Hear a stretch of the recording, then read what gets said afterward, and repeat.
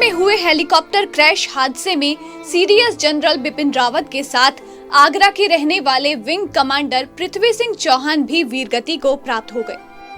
आगरा के न्यू आगरा क्षेत्र में रहने वाले पृथ्वी सिंह चौहान के निधन की सूचना मिलते ही पूरे आगरा शहर में शोक फैल गया।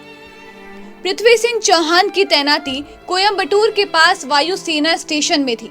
पृथ्वी सिंह उसी हेलीकॉप्टर के पायलट थे जिसमें सीडीएस रावत, उनकी पत्नी और अन्य लोग सवार थे। पृथ्वी सिंह 4 भाई बहनों में सबसे छोटे भाई थे और वो 42 वर्ष के थे। उनकी शादी वृंदावन के रहने वाली कामिनी के साथ वर्ष 2007 में हुई थी।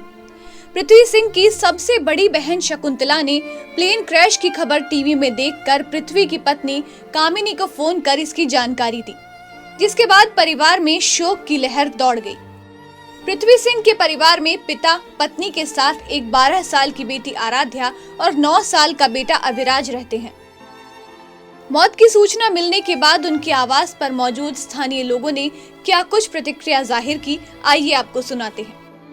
जी, पृथ्वी जी हमारे सीनियर थे और हमें गर्व था कि हमारे साथ हमारे कोई सीनियर वायुसेना में थे। हमें बहुत गर्व था।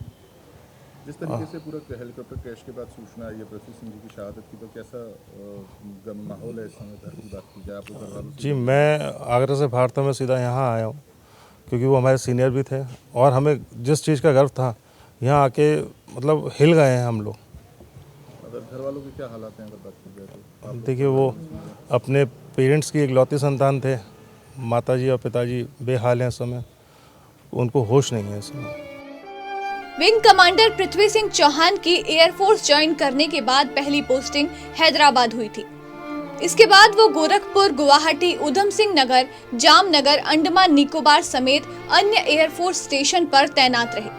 उन्हें 1 साल की विशेष ट्रेनिंग के लिए सूडान भी भेजा गया था। लेकिन इस घटना के सामने आने के बाद विंग कमांडर पृथ्वी सिंह चौहान के परिवार में शोक की लहर दौड़ गई है। समाचार प्लस के लिए आगरा से शिव चौहान की रिपोर्ट।